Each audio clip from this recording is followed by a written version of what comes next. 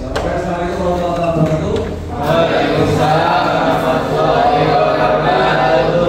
Oke, terima kasih kepada semua rekan-rekan mahasiswa yang hari ini kita akan menjelaskan metodologi pendidikan Islam.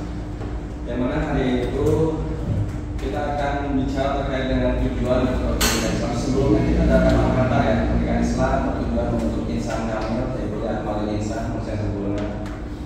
Metodologi cara strategi dalam cara tujuan pendidikan. Metodologi ini apa? Cara. Penting memahami metode dan mempelajari efektif dan sesuai dengan Islam.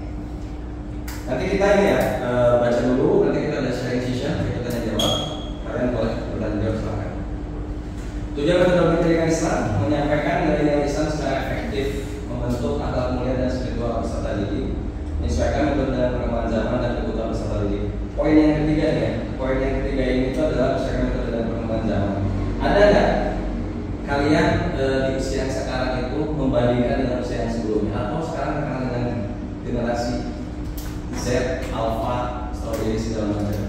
Ada nggak perbedaan? Ada. Dari segi apa? Mental. Ada lagi? Mental. Ini utama. Ada lagi nggak? Mental, karakter. Terus apa lagi?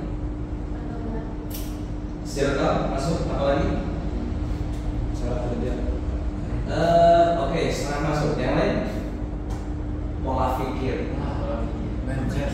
Mindset. Sampai sini kita langsung saja yang ditanyakan sampai sini. Karena generasi yang sekarang ini, saya menegaskan bahwa kondisi mental anak-anak hari ini dengan anak-anak kelahiran 80, 90, 2000 ada nggak perbedaan? Ada?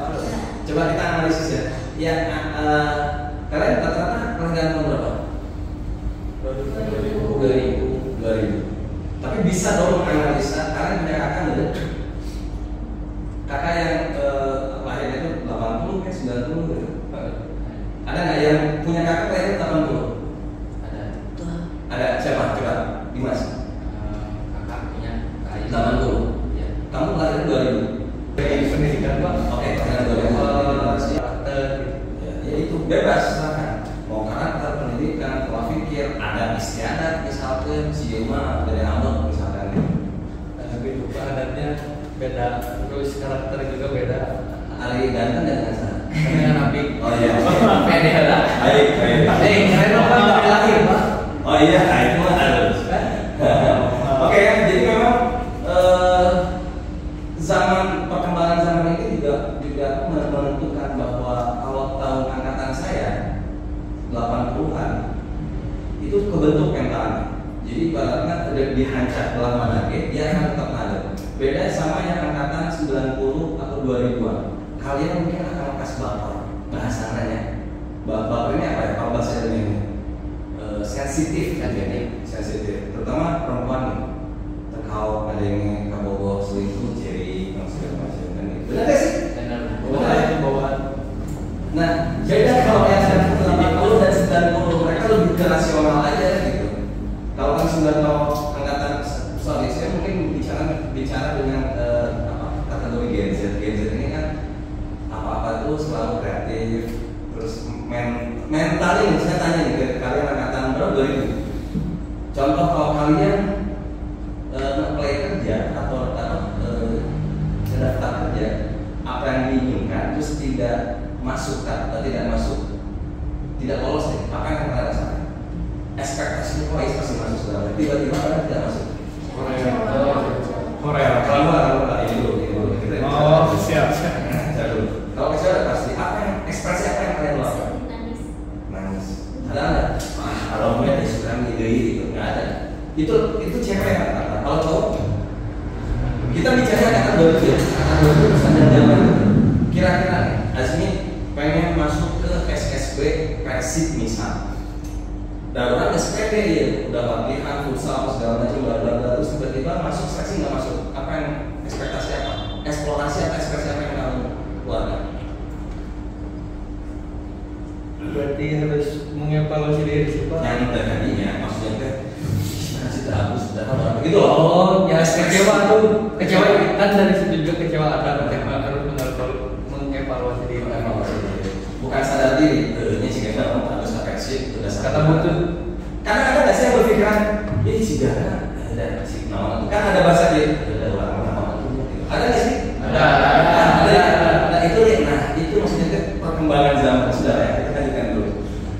prinsip dasar metodologi pendidikan Islam yang pertama adalah berbasis Al-Quran dan hadis.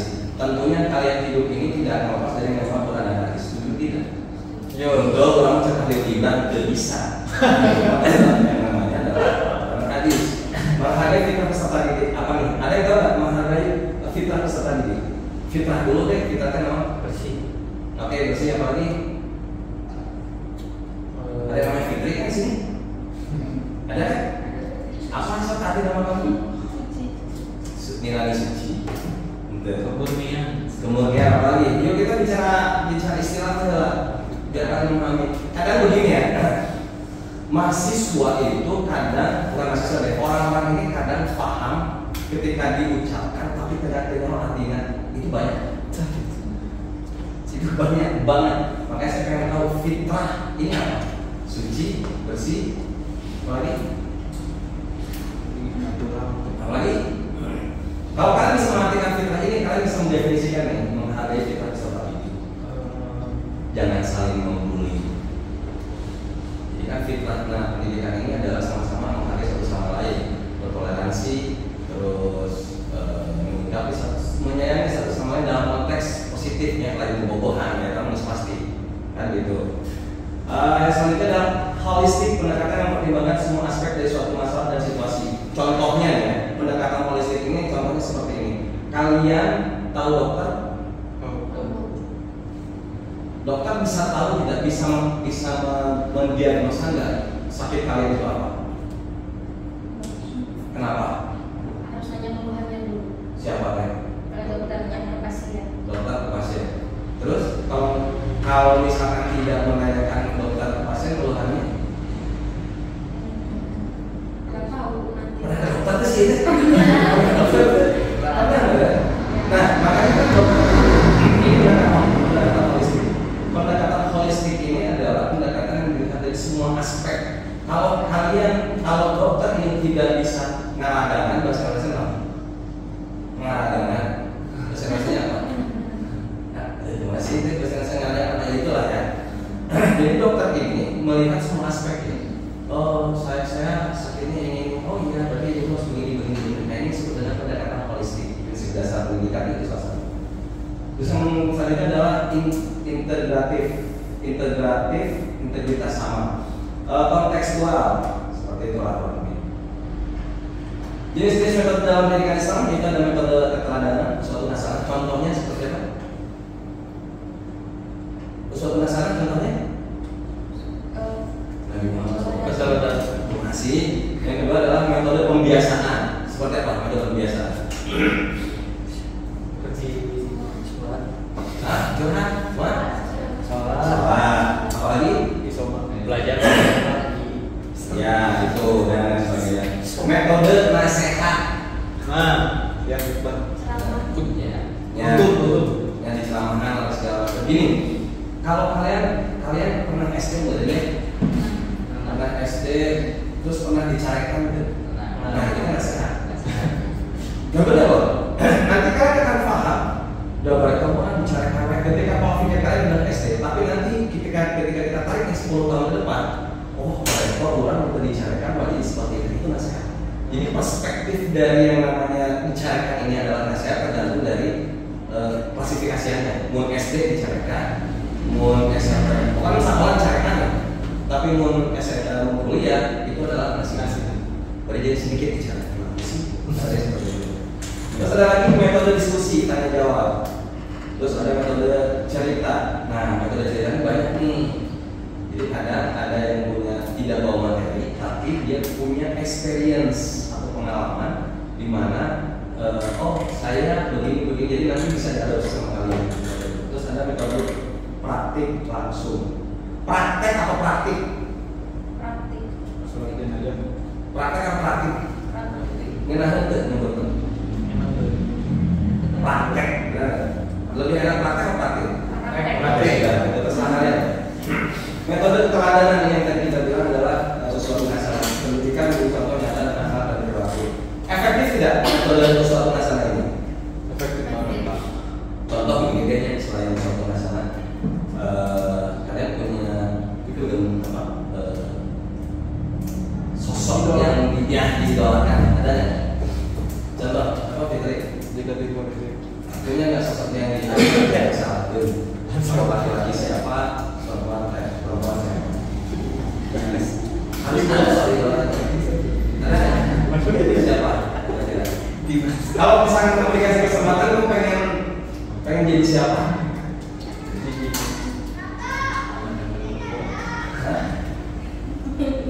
Harus ada loh itu. Atau kan kalian ketika kamu mengidolakan sesuatu, seseorang siapa kira-kira? Kamu nggak ada idolakan? Misalkan Bu Irma itu misalnya, Bu Irma itu punya anak 3, masih muda, suaminya dokter segala macam. Itu juga salah satu metode keteladanan dan itu sangat efektif. Contoh misalkan si Asmi, oh idola saya mah siapa? Pemain Persib itu misal Kakak Ciro. Ciro. Itu yang pemain Persib yang aja Robby Darwin. Ada sih contohnya Nabi Muhammad.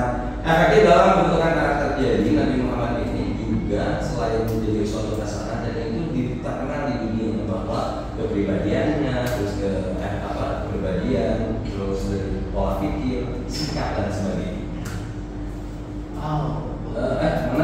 Metode keteladanan, terus kebiasaan. Nah ini kebiasaannya. Kebiasaan kalian tidur jam 1, ya itu akan terus tidak berubah. Kalau kalian biasa main scroll TikTok terus gitunya, nah itu jadi nanti bakal bintang. Kalau main game, ada kan main game kayak gini. Ada teman saya itu main game itu bintang nggak? Dan ini fakta ya. Bukan hanya Cirna bintang di handphone hanya main game. Jadi ada. Boleh bintang yang sering main game, tinggal curugnya atau tinggal Cirna di sebelah ini berarti kita main game. Contoh salat berjamaah juga salah satu kebiasaan. Terus adalah mengucapkan salam. Dan ini ya artinya tergerus nih, yang tergerus, ya kan? Tergerus, halo bro. Nah begitu. Nah ini adalah perkembangan zaman. Kan dulu assalamualaikum, ada seperti itu kan? Ya, dan akurat hati-hati ada yang seperti itu. Membentuk kebiasaan Islami kan? Membentuk kebiasaan Islami ini kan sudah sekarang tergerus karena afiliat kita ini adalah dunia barat seperti itu. Brother kan, yang apa? Akan teteh, yang apa kan? Sis, apa namanya? Ada aja bro, kan sebenarnya itu kemunduran proses itu kebiasaan. Metode nasihat isinya adalah memberikan wejangan dan hikmah, tapi faktanya dicarikan ya, berarti informasi tinggi, jangan ada lepan, enggak segala macam kewasan banyak lah. Jadi memang sangat banyak. Terus kunci perasaan dan relevansi, konsistensi, kunci keberhasilan adalah keteladanan, relevansi, konsisten atau istiqomah. Dan yang terakhir adalah harus dikembangkan adalah konsekuen atau istiqomah. Nah untuk titiplah anakku sesuai zamannya karena mereka hidup di zaman yang berbeda dengan itu juga. Tidak bisa zaman kolonial Barreto dikasih insight dan kondisi akhirnya. Bapak kan bisa seperti ini banyaknya kalau zaman Barreto. Bapak tidak itu Barreto kuning mana tidak dikasih bekal misalnya. Tapi kan itu zaman bapak, zaman itu beda. Wah, itu zaman ChatGPT, segala macam bapak ada. Nah ini pertimbangan. Jadi kata saya di hari ketika nanti teman-teman perempuan yang punya anak kurus dengan zaman sekarang. Kalau zaman sekarang ini kan banyaknya anak-anak yang ibunya jadi sahabat, jadi teman, terus jadi mentor, itu segala macam. Jadi itu tergantung kalian nanti mau mendidik seperti apa. Itu aja sih mungkin. Dan yang terakhir, kalian punya tugas, yaitu adalah quiz nanti